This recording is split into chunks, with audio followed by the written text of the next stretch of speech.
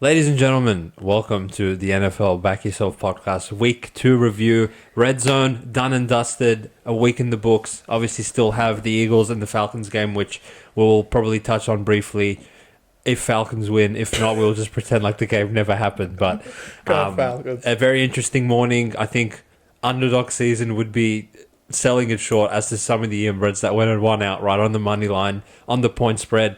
If you touched an underdog this morning, you are likely to leave with a lot of money in your pockets because, I mean, for Raiders to go and win, like, it really just makes no sense to me. But maybe it makes sense to you, Chris. Welcome to the segment, to the podcast, my friend. What are your thoughts on what do we hit? What you viewed? 18th hour of us being awake. So, I mean, it's been a long day, but Red Zone was elite. Can they put 10 games every single time? It was really torturous for a lot of that time, but that's the NFL. Look, for me personally, Chris, I would want them to pull maybe 1 or 2 games out of Red Zone, put it in the next slot. So at like 21-0 for the Cardinals game, like, I didn't want to fucking see that on the screen anymore, right? So there's 2 games. Let's say Raiders were playing then with Ravens, like, you would get a bit more entertainment that way. But I don't know, when Cardinals was at halftime, you just had the Bengals game on its own with fucking some other garbage. Denver, those cunts, like, couldn't even make 1 yard for the whole first half. I don't even consider that a fixture. It was great.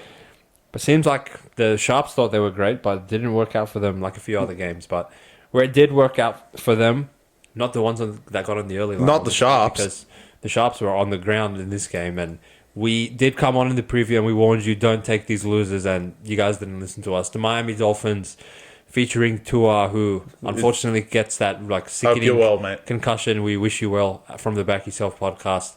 And look, you can hang him up if you need to, if you want to, but if you want to play on, then fucking play on. So that's up to you. But as far as what happened we are a punting and a betting podcast, so we don't really give a shit about what Tua does for the rest of his career. All we're concerned about is a week-to-week basis and trying to put money in the pockets of the premium subscribers, and we did that on this occasion, Chris. Buffalo, upset alert. Put it here, mate. Hit the first game of the round, and obviously, if you took the 2.5, you didn't need it in the end because this was a one-way traffic and an absolute massacre in the end. Like every other time the Dolphins have played the Bills, it seems, in the last 10 games. Yeah, it's been a clinic. And even if Tua was there, wasn't you guys going to win? The offense is really concerning for Miami. Now Tua's out as well. It makes it even worse. But even if he's there, the offense was really bad. And we saw a glimpse of it against Jacksonville, but they got away with a victory, and we saw Jacksonville today. I mean, wow. New. I get my hands on that. So, look, it was a pretty poor performance from Miami, and Buffalo definitely showed exactly what I said in Upset Alert, that last week was they were bad, they can play a lot better, and they did play a lot better, and their defense was fantastic. So, Buffalo are definitely within a case of actually winning this division, because all these other teams are inbreaded outside with them. That now, like with Tua not there, depending on how long he's not going to be there, Miami essentially done, and really you're competing with Jets, and just haven't looked that impressive. They might be they're 1-1, but with their victory today, it doesn't mean that they have been that impressive. And Buffalo leads this division. Wasn't screaming dominant exactly, was it, Chris? No.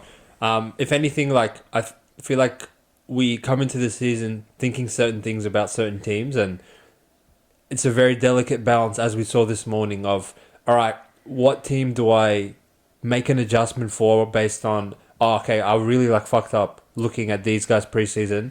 Example, Saints.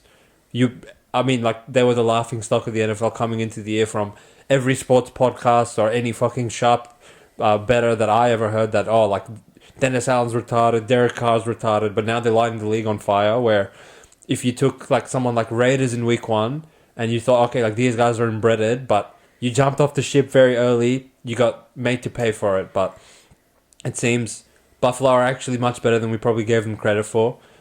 Sure, they lost Diggs and Davis, but they've really revamped the offense to be more run-centric, and I think that kind of protects Josh Allen from doing stupid shit and turning the ball over 2-3 times. And maybe if someone went into this game and told you one of the quarterbacks is going to have 3 turnovers, you probably would have thought it's going to be Josh Allen. But if anything, he played very clean game of football, never really put his team under any pressure, and he made the big plays when they counted. And on the other side of things, Tua really did not make the big plays when it counted. I don't know what his vendetta was to not get Hill and waddle the ball and to throw it to fucking Chosen. He was chosen, all right, to fucking throw it 5 picks against Buffalo, which they're no, like, number 1 secondary in the league for you guys to just go and throw 3 picks to them and score 10 points in the end. Even, like, at the point where I feel like Tua got concussed because he had done nothing up until this point. And he's like, look, it's 4th down. Like, I need to fucking get this conversion to give us, like, some sort of respect, because the narrative obviously being that these cunts are just, like, really the dirt of the sport when it comes to playing playoff teams. But the damage is already done, and now the damage, it seems like, for the Miami season is going to be very hard to bounce back from in that one. So that concludes us on the Friday game, and God, like, Miami were really bad. Now they're bad. Yeah, even worse than what they were. You thought, like, all right, at plus 115, Buffalo was a good win. Like, you got to see some shocking results. I think, Chris, it's only appropriate that we go with the big swings and the big dings. In my opinion, like, the more I think about this, there was no reason for Tampa to go on there and win, in my opinion. Well, look, they probably had the worst injury report of the round, with 4 of their 5 defensive players all out. All in the defensive backfield as well, right? Like, their secondary legit was just pulling Joe Schmoes off. But, you know, revenge is the best dish served cold, and I think that's what Baker had in his mind. And my God, he has been amazing. If it wasn't for Derek Carr, literally everyone would be talking about Baker. Yeah. But literally Carr is lighting up the league. So look, I can see why he's the most talked about quarterback, but Baker, my God, he's been playing well. And the Tampa defense did very well this game, and I believe a lot of it was in the red zone.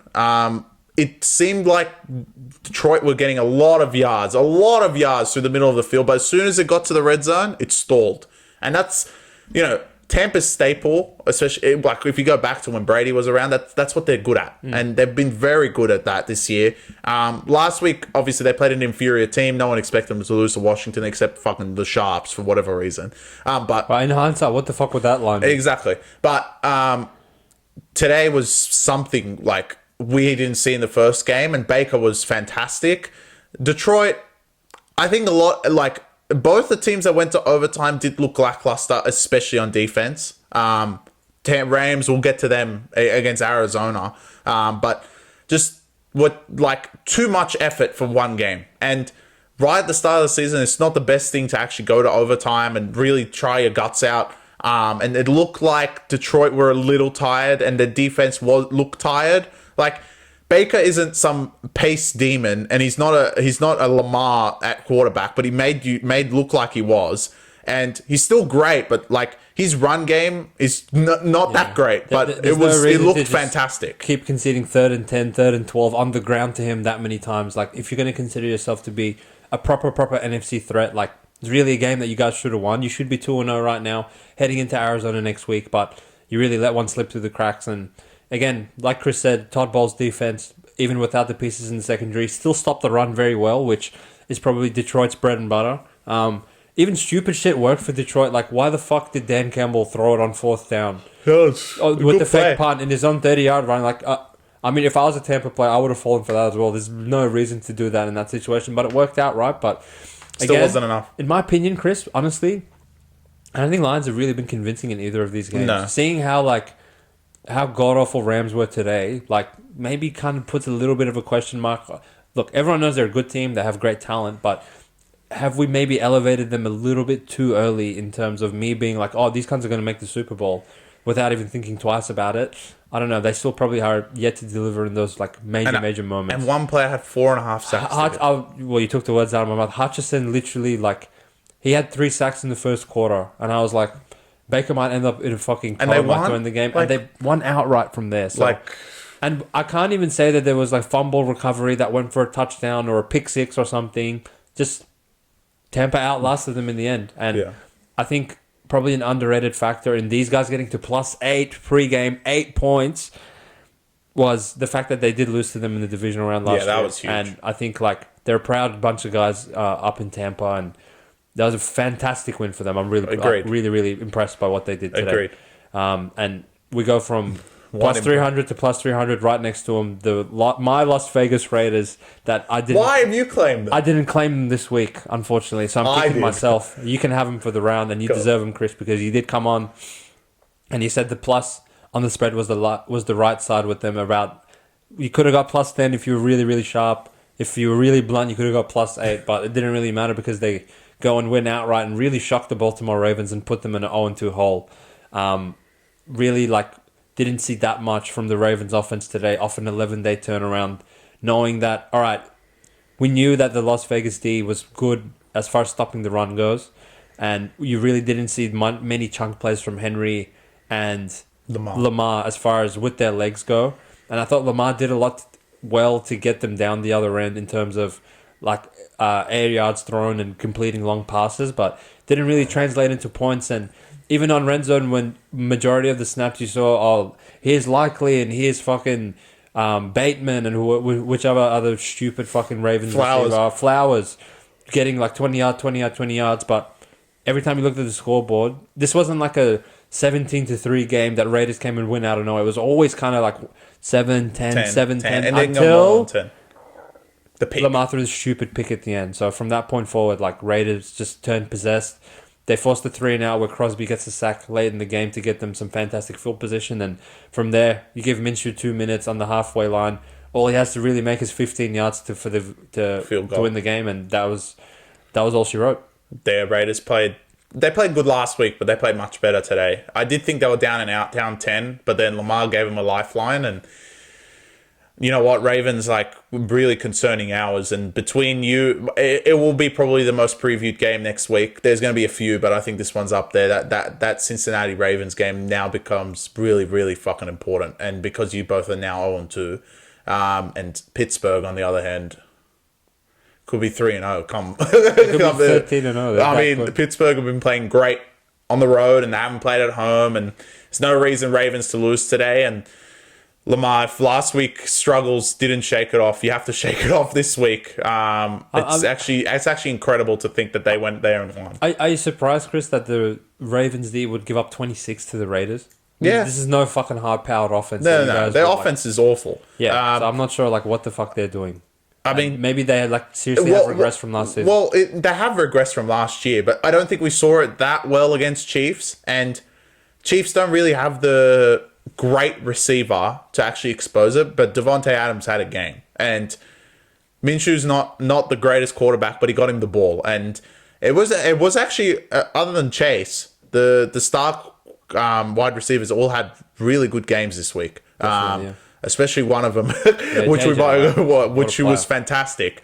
Even though unfortunately he's probably injured, but he was fantastic. So, look, overall, I didn't understand why Raiders went there and won, but I had a feeling that it was 8.5, 9.5 in some spots. Felt like it was the right spot. I just thought Baltimore would be not up for this, and I didn't expect them to lose at all. But Raiders, I mean, once they saw the finish line, they were really charging for it, and Baltimore really just okay, yeah, we'll lose. It's like you guys won last week. It made no sense to me. Yeah, I didn't really see the level of urgency that we can't go 0-2, but now you're kind of 0-2, right? And again, we just keep going down the list, and we keep seeing underdogs win outright because, I mean, Dallas, wow, they've been ambushed. Yeah, that was a major ambush of massive proportions, and I think you came on a little bit more bullish with Dallas definitely covering the -6 in this one, Chris, and I think even we got to a point where we sat at -5.5, thinking that's a very sharp line. I don't think this would have ever closed at 5, and you saw 10 minutes before the game that this was actually creeping towards 7, and if anything, it should have been 7 the other way, -7 for the brand new high-powered Saints offense, Chris. Are the Saints the real deal that they can just go and score 50 every game? Well, they're not going to score 50 every game, but maybe they'll score 60. Maybe, but again, Dallas defense. This was shameful. I mean, I haven't seen this bad of a performance since last time you were at Jerry World. Literally. But even then, it wasn't the defense's fault when Dak kept throwing the ball to the other team. This time, Dak didn't even play that bad. And To be honest, there were glimpses in the game where I thought you could come back, and the defense just let him walk through. And Alvin Kamara to score 4 rushing touchdowns, it's unacceptable. Unacceptable. I mean, there shouldn't be any case that you let a road team come there and score 4 rushing touchdowns against this defense, which is very well drilled. They've played so well, especially at Jerry World, and it didn't seem like it at all. Well, it's actually even worse than that, right? Because he has the 3 rushing touchdowns, but I think, Chris, you're forgetting he actually had a 62-yard receiving touchdown. Remember, he just ran across the entire field, and the Dallas players were like, fuck, like, all right. They didn't have Deron Bland. I mean, well, yeah, maybe he would have got a pick. He's a 25-point swing as far as the defense goes. But yeah, Saints, fucking pitiful. Whatever you guys are doing is incredible. And you've really lit up the league. Derek Carr, there was one point, and look, the end of the game, I wish they take these stats out because it was garbage time by that point. Literally, you had scored a field goal or a touchdown in every single possession you've had the past 2 weeks. It's incredible. I get that, Chris. And I know the first one was Carolina, but today was something else. I'm not going to take anything away from him because it's not easy in the NFL to score in just every single fucking drive. Not like... holding, have a drive stuff up because of a holding or some sort of false start, and then you're behind the sticks, maybe 1 sack, and you're like, all right, let's just run the ball. I think that's like incredible. I don't think anyone had the Saints offense as a top 10 unit even as far as offense goes in the league. So like full credit to them. Their offensive line held up really well where the Cleveland one didn't last week, and just let Parsons and co get into the backfield and just have an absolute field day. But I mean, for the other end, like, it's one thing for Carolina to give up a score fucking every single drive, but for Dallas to do that, I really like... I don't think going forward that's very encouraging for these losers. And reminiscent of, all right, like, everyone saw the stats of their point differential in Jerry World, and they've been winning games by an average winning margin of 19, and they get 500 picks and sacks and forced fumbles. But, you know, when Green Bay came into your building, there was none of that. And Saints today. And now that Saints came into your building, there was none of that again. And I think this kind of sends the other teams in the league a message that, you know what, like, fuck, they have Parsons and they have all these players on the... But they get it. You know, like, schematically, they're not that impressive. And if you can just hold up to them in a one-on-one sense, you can actually, like, score many, many points against this team. And Dak, for all that he's worth now, he's getting his $240 million contract, whatever... He does play good, but when there's scoreboard pressure on him, he sometimes does tend to fuck it up at many stages. Today wasn't as egregious as when they lost to Green Bay, but I start like shaking and sweating knowing that, oh fuck, Dak has to come back like 14 points. But I mean, today I don't really blame him. Today wasn't as because bad, literally when they got the ball, they scored every time. Like every time. What do you want this guy to do? But I want to correct myself. I forgot that Ravens actually don't play Bengals. They play Dallas. Yeah. Because I was like, now that's 2 desperate teams. Dallas after getting pumped. Yeah. And then Ravens after losing to Raiders. It's still going to be a great game. And Dallas really need to show up at Jerry World for this one. Yeah, then you fucking wake up to themselves. And speaking of a team that just completely no-showed on offense, the Indianapolis Colts went to Malik Willis's house with my boy calling plays for him. We came on, we said, look, we're getting 3.5, 3. I would be tempted to even take money line, but there's no reason to lay 3 with the Colts. And I think in hindsight, it's probably the most square bet of the week. This was just a complete play calling mismatch, I would say. Anthony Richardson, for all his splash plays in week 1, at the end of the day, still had a 47% completion percentage. And you were taking him on the road to play a 10 times better secondary than the Houston one. And you were getting... I feel like it was a kind of an all-in, bought-in performance from the Green Bay, knowing that, all right, Jordan Love's down and we're going to have to chip in everyone from the offensive line, the running backs, the receivers, corners, safeties, pass rush, everyone. I don't think there was a bad Green Bay player on the field today. And Anthony Richardson completely just looked shut out in every single way.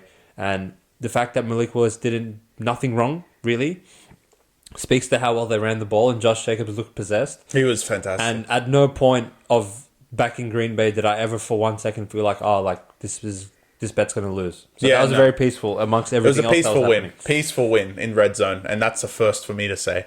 But Green Bay were good. They were fine. They played much better than they did week 1, and Anthony Richardson's not as good as everything we saw. There's really not much to say in this game because Green Bay was +3, deserved underdogs. I didn't think they should be favourite without Jordan Love, but they made it look easy, to be honest. And, you know, there was a slight scare at the end, the onside kick, which let me listen to NFL. This is the worst on like change of rule of all time. Like literally, they kick the ball to the other team. Like, what's the point? How the fuck are they going to drop it at any point? Anyway, you would need like some maybe if you put Bryce Young there. Maybe if he's there. But literally, they got that was the only chance they had, and that's not even a chance in my book because it doesn't even count in that scenario. So I thought Green Bay were pretty good. Their defense was very well drilled, and it clearly showed. And Anthony Richardson, a little bit down to earth after all those splash plays last week, was definitely brought down to earth. Yeah, I think you definitely see the high-end ceiling talent of what he's capable of physically, but it's going to take a little bit of time. I think receiver. Having Shane Steichen in his corner will help him in the long term, but in the immediate future, if you put him up against like a very well-drilled secondary, then it's just not a good matchup for them. Speaking of bad matchups, I mean... Carolina, like, fuck me, man. I thought you were going to talk about the other team, but you got to Carolina first. Carolina, like, you guys are in the wrong league. Genuinely, like, you should be in the XFL, not in the NFL. I mean, Bryce Young, like, just insufferable to watch. Just can't do anything right. God awful. And actually, Chris, I walked away from this game thinking, all right, of the worst teams I've ever seen in this league, where do Carolina rank? And I do think of the Browns team that was 0-31-1 in that 2-year stretch, and I think, all right, outside of going 0-32, you can't really be any worse than them. But genuinely, if this Panthers team play that Browns team, I think that Browns team would actually win this by like probably 14 points. Because Panthers, like, they're the only team that when I bet on them, I don't want them to have the ball. Because I'm surprised they scored 3. Chargers, like, what are you guys doing? 6. To give these guys 3 Did points? they score 6? Yeah, in their dreams, maybe. I mean, Bryce Young, like, just... What did these scouts see to take this guy first overall? I don't know. I wouldn't take him last overall. He's really he's so bad, bro. Is he already the worst quarterback in the league? I know Malik Willis looked alright today. Malik Willis... Will Levis, yeah, there's always him. Nah, but he played Jets. Can you imagine this guy against Jets? I would kind of want to see that, actually. I mean, fuck, like, I put my hand up, lock of the week. Fucking no way. Like, wow. I will give myself 1% of a pass. Because I'm actually going to start that bad. I'm going to start questioning the world in this next, like, soliloquy that I'm going to go on. I got 6.5, right? So I can, like, take my closing line value and I can put it in the garbage, but I can say, look, I took a bet at 6.5 that closed at 4. What the fuck's your excuse for taking these losers at 4? Tell me. Well, same as last week. They got pushed back. Who's pushing these losers? I think, like, with how god-awful they were today, like, all right, you give them a little bit of a pass because Saints looked possessed last week, but I don't even think Chargers, like, played good. Jim Harbaugh just does not give a shit about anything besides riding the ball. And he's just going to do it 50 times a game. So that's fine. Like, you know it's Herbert coming. Wasn't great either. Herbert did nothing. And outside of, like, fumbling on the first play and then having that rescinded and throwing the touchdown immediately after, I was like, all right, like, at least I know Panthers can't score. So my 6.5 is gone. So in hindsight, I really should not have taken 6.5. But you believe hindsight's a great thing. But yeah, I put my hand up. Like, these guys are something else. Like, they're in the wrong sport. That might cap it off. XFL. I didn't look. Fuck these guys. Every time I saw them, I knew it was going to be bad. So I was like, I closed my eyes when it came up on Red Zone. We're going to Carolina. I was just like, what did this guy do? What did he do? What did he do? What did he do? Oh, all right, they've got the ball back. Fantastic. Yeah, that was it. Like, truly insufferable. That's all right. I'll take them next week again. Yeah, I like them. One team that I will never take again, and I didn't take them today. Jacksonville. Wow.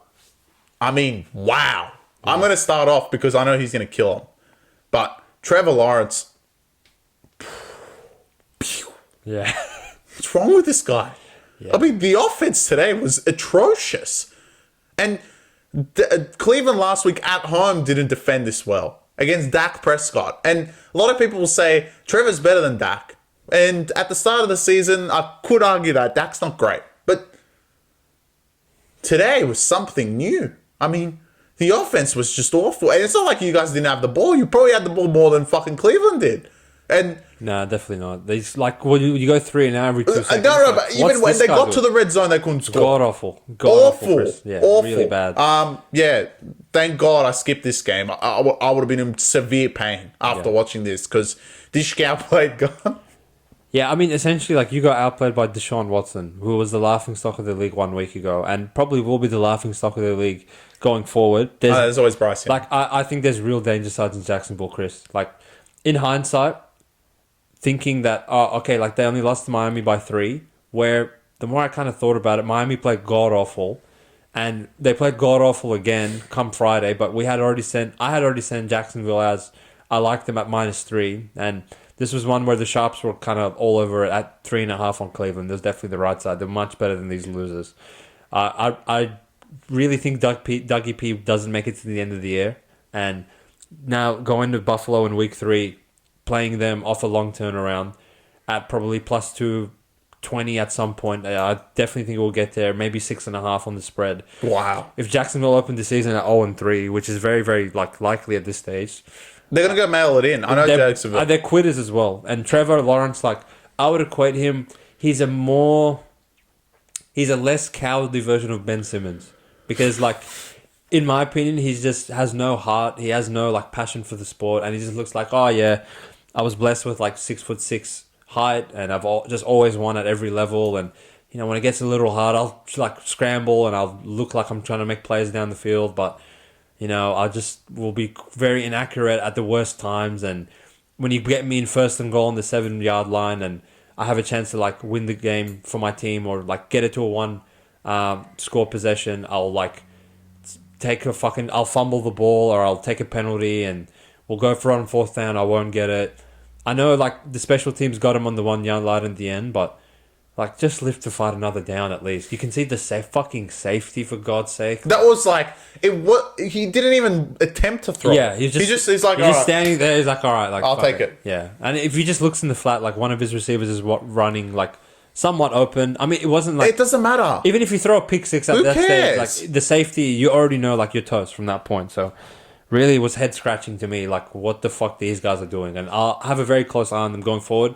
Cleveland, there was the discrepancy of your defensive statistics last season of conceding 2 points a game in Cleveland and 50 points now outside it's the other Cleveland. way around. Now it's the other way around. So I'll keep that in mind going forward with you pricks. But in my mind, the who gives a fuck ball game of this morning, Chris, and I'm actually just not going to comment on it at all. But I will say, Jaden Daniels, you're pretty good. Good job, Washington. Out of the 5 like losers that were drafted, you are pretty good. And Giants, you guys are something completely different to everything out there.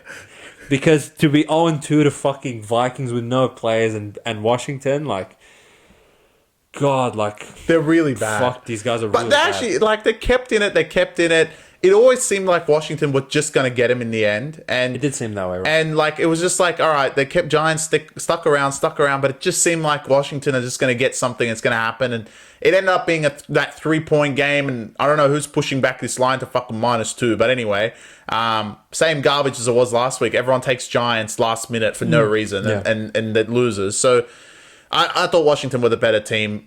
You know, I know it came down to that game-winning field goal, but it just seemed like Washington were going to win the whole time. And they're not that bad. They're really not that bad. And last week showed. And if you just looked at last week, a lot of this week's games have fallen in that favor, that the teams actually played decent that lost, ended up playing good again and winning. And getting and it was pretty much consensus. I'm trying to think of a game that wasn't like that, because you can think across Arizona played good and they won. They lost against Buffalo, but they won today and absolutely destroyed Rams. Tampa played great against Washington, and Washington also played great in that game. And, you know, they both end up winning in week 2. So if you actually look across the board, it's been pretty consistent. Raiders played good week 1 and they still, like, they went to Baltimore and won, which is insane. Maybe the only one that, like, went the other way today was probably Broncos. Yeah.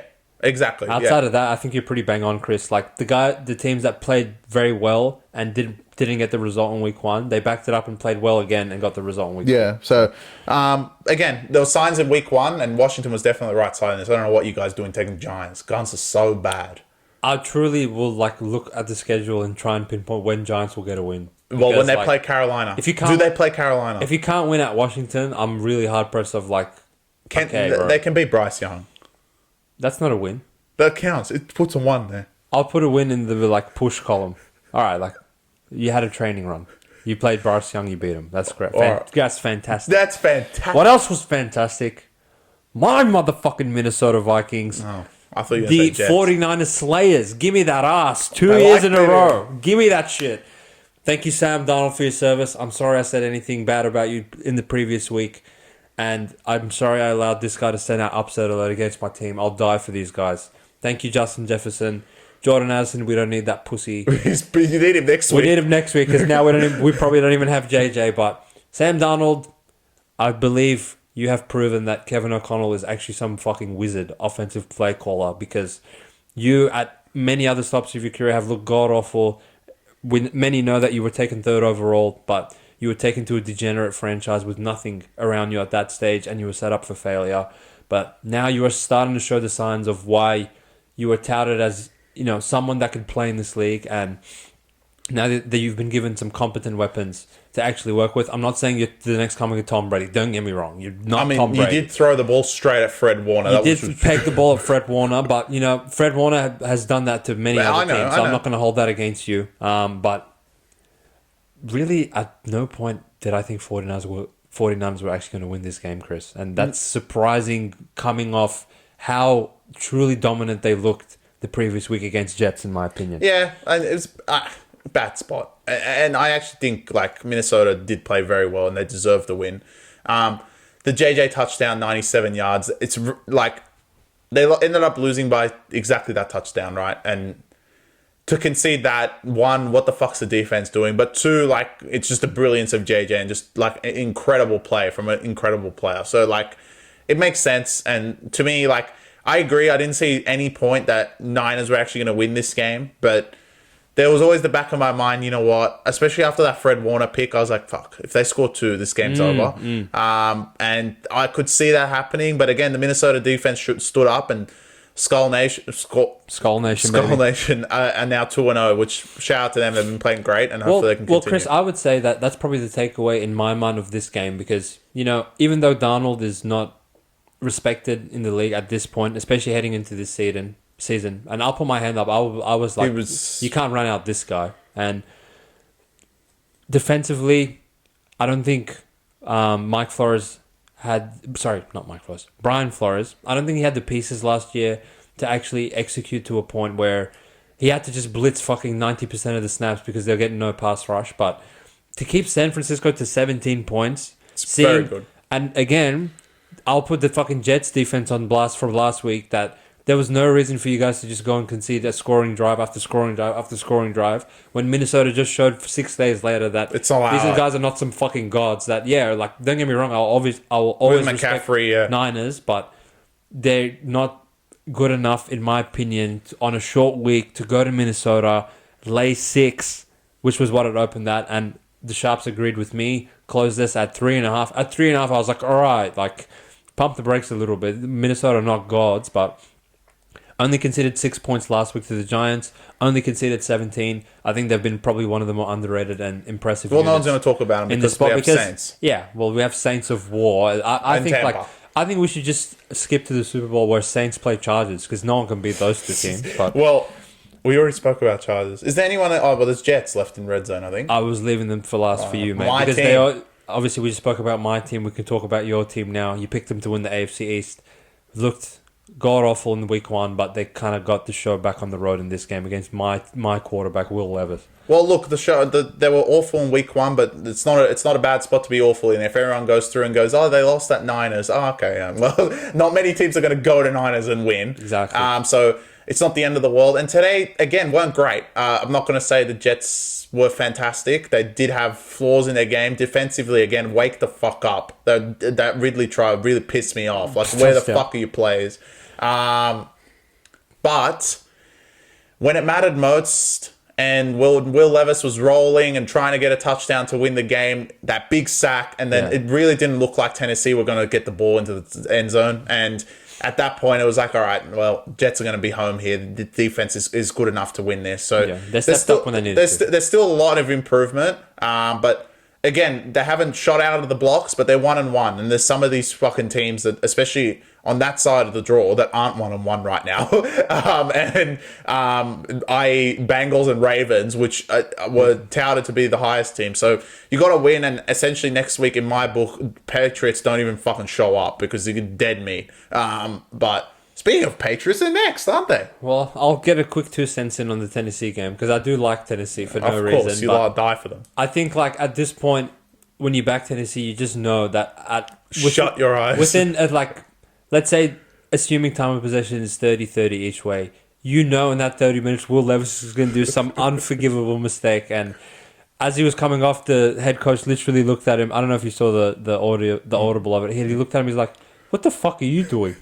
And Will Levis was like, "He's doing this again." So, like, I don't know in that moment. I know he's a gamer and he thinks that I need to, like, make plays and I'm in the big leagues now. But, again, with these rookie quarterbacks, Anthony Richardson's probably another one that's probably inbred in that way that sometimes you just need to live to fight another down. And I know they led at halftime, but I was like, look, it's Aaron Rodgers versus Will Levis. And Aaron Rodgers has the superior defense on his side. There's no reason for these guys to lose. And had Jets lost, I probably would come and flame these cunts that why are you 0-2? And fair enough, the Niners lost. Like, I'm not expecting you to go win. But to get killed by Niners and then lose to Will Levis, like, that's unforgivable. But as Chris said, when push came to shove, yeah, they let the Ridley touchdown in, and that really pissed me off because the safety and the corner were there. Neither of them made a play on the ball, and I don't know how Ridley caught that. But outside of that, they really didn't concede that much to Tennessee for the rest of the game. On offense, they're literally Rodgers, Hall, and Wilson. Like, they may as well just run out those 3 cunts and 1 offensive lineman to block for him. Because, like, when he tries to start deviating from that and giving to Lazard and stuff, like, I trust him as far as I can throw them. But at least, like, it looked like you can somewhat rely on Hall and Garrett Wilson throughout the game, because anytime that he handed it off to Hall or threw to him, the touchdown in the end zone from Hall, like, looked like a fucking Devontae Adams on that play. So at least you can rely on those 2, and they have something to build on. Will they have other players step up? Do they even have a tight end on this roster? Yeah, maybe they can borrow. They could borrow one of the 9 Cincinnati tight ends that they ran out today. But yeah, outside of that, almost we're done with Red Zone, Chris. But there's one other game. Seattle, the pushers of the century, the team that is now 2-0 to the push of the closing line, the inbreds. Seattle Seahawks went into the New England Patriots Foxborough house and took it to overtime and pushed again. Essentially, that's my takeaway. Well, don't want to revisit this game. Well, we went back to the 1950s with the Patriots. I run, you run. Fuck off, Stevenson. This is not 1950. Can you come throw the ball? Thank you. I truly believe. I hope you guys continue running next week. Play action. Brissett, I want him injured. They have nothing. I do miss Mac Jones. Imagine Mac Jones was going to play Jets next week. That would be fantastic, mate. But yeah, look, Patriots, stop running the ball. And if it's that simple, why does everyone just run with good fucking running backs? And you guys don't even have that. God, Stevenson's so annoying. But anyway, like, the touchdown from the gun, Seattle, what the fuck are you guys doing? I know it's on the 1 yard line, but you can literally, I can map out his exact play before even he snaps the ball. Brissett is fucking on the bench. Stevenson's just standing there looking like this. They snap the ball to him and he goes, "Oh, okay, yeah, I'll just run and score." Yeah. What the fuck's this shit? What the fuck are you guys doing? So look, there's question marks over Seattle. They're pretty bad. For some reason, oh yeah, they're 2-0 and they don't deserve to be 2-0. They played 2 rats, but they're really bad. And I think they can be better, but for them to be 2-0 and Rams to be 0-2 is like, there's a big difference. Rams are much better than this team. And Rams may get an unfortunate run because I think they're next up. But because of their injuries, they might be fucking behind. That kind of shows, Chris, how much scheduling is important, right? Seattle get to open to fucking Bo Nix, which we saw can't do anything.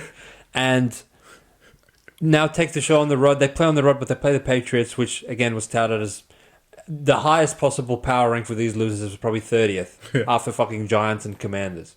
So at that stage, you mean Carolina? That's on. Oh God! well, there's pushback on them every week. Someone's ranking them, and then conversely, Lions have to open at Rams. Sorry, Rams have to open at Lions, and then Arizona. Go play at Arizona in a division game the next week, and lose everyone. That's 2 different schedules completely, and now they've lost Puka and potentially Cup, and Stafford has no one protecting for him. I can see why preseason they were like some were tipping them to even win the division over San Fran, some inbreds. Some were like saying that they're definitely a wild card team, and they probably deserve to be, but sometimes like it's just not how it plays out. Well, they've got San Fran next. I don't know who made this draw. But yeah, what the fuck? Who does Seattle have? Carolina, probably. Or some other fucking... Well, it's probably... Whatever the line is, they're just going to fucking land exactly on the number again. I don't know who they're a waste of 60 minutes of watching you idiots just to get my money back. I'd rather lose. Really pissed me off. And what else pissed me off? I put my hand up. I thought I was getting value on the Rams, getting +2 on the spread. Closed value. They went closed at -2, 4-point swing. I know it's not key numbers, but you know, normally like the math will play out, and those ones will win for you in the end. But boom, boom, boom, 21-0. Marvin Harris and Kyler really like took it to these boys today, and by the point that Stafford looked up at the scoreboard, saw 21-0, is pretty much all she wrote. Defensively, the Cardinals really like got after Stafford. All I heard all week was they're the worst pass rush in the NFL. It didn't seem like it. Didn't fucking seem that way when they were in the backfield every 2 seconds. And yeah, Cardinals like really came to play today. And if anything, they've probably been like one of the more impressive teams in the first 2 weeks, getting that cover against in Buffalo, which now Buffalo probably look better than we even gave them credit for, and the dominant fashion of their win today, 41 points to 10, 41 for the Cardinals. I really did not see that coming, Chris. Agreed. It's not. Don't get me wrong. It's not like the Lions fucking put 41 on these guys last week. So it's not. I mean, Saints. I mean, well, yeah. Well, 50 is not enough for those guys. I think it literally was lost in that first drive. I mean, when they went for a fourth and Cooper Kupp didn't get there, and you know Arizona really fired up from the back of that. It was just boom, boom, boom, and it's done. And look, Rams, again, the draw has really fucked them. Like, overtime last week against Detroit, then come back home without Puka Nacua. Or not home, go to Arizona without Puka Nacua, and then lose Cup as well. And now you got to go play San Fran. Incredible. It's really bad. It's a really bad draw. And look, they've actually looked really good week 1. And it's a shame that week 2, they essentially first quarter and it was done. And it seems like next week it's going to be a fucking mission to go win this game, especially after the Niners lost to Vikings. They're going to be really angry. So it's a shit spot for the Rams. But, you know, shout out to Arizona. That, like, we called it week 1. It was the value on the line, and then they covered that, and they played good in week 2. And I was very skeptical on Rams because I just thought Arizona would come home and win. I didn't think they'd win like that, but they played very well. And their defense actually really showed up, which I don't know why they were rated so low, because their pass rush is actually incredible. So we'll have to see how it plays against better teams. But right now, they look good. Maybe like that's just more of a thing in Buffalo's favor, because that's 2 weeks in a row that neither team's really been able to get to Josh Allen at all. This next game, I want to say thank God that we did a 180 on this one. And I came on the pod, I said, Bo Nix of War, +3, it's value. And then an hour pre-game, I was like, I only have to lay 2 against Bo Nix. Like, fuck this cunt. And thankfully, like, the Pittsburgh Steelers just, in my opinion, I know the full-time score says 13-6, but it really was 13-0 because Broncos, like, could not get anything going whatsoever from start to finish. You thought maybe Sean Payton schematically could do something with Bo. Maybe, like, keep the ball. I think he did his best to keep the ball away from TJ Watt, and he did that successfully, but didn't really seem like he trusts Bo at this stage to have free reign and call like more sophisticated plays. It was just run the ball, constantly get into 3rd and long, punt it away, and just watch Justin Fields go on like super duper long drives where he's just converting 3rd and short. The dual threat ability of him is very like annoying and difficult to guard in many ways, and I really didn't see Pat Surtain getting killed by George Pickens to that extent where he's just catching multiple 30-yard, 40-yard bombs on him, getting pass interference calls that you would expect Surtain to do a little bit better in that stage. But, yeah, I think the right team won, right team covered. Only laying 2 with Steelers. Like, I know 3 seemed sharp with Denver, but it was just more blunt than anything. These boys are not ready to play big dogs to that extent. Not ready for the smoke of Pittsburgh. And they're 2-0, and the defense the first 2 weeks. Like, we say it so much, but wow, they really look really good this year. And they've dialed it up, especially against a good offense in Falcons in a game that everyone would have faded the Pittsburgh Steelers. And then today, look, off the back of last week, there was really no reason to take Denver. We saw how good the Steelers defense was week 1, and they just dialed it up again. And Denver really didn't have a shot. And Bo Nix, I mean, you'll live to fight another day. I still like you. Yeah, we like you, and we'll talk about something near and dear to my heart. Here we go. I got nothing to say. The NFL really need to fucking wake up to themselves, because the Cincinnati Bengals should be 1-1. The Kansas City Chiefs should be 1-1, and the Bengals were absolutely robbed today with one of the most egregious dog shit pass interference calls I've seen in a very long time.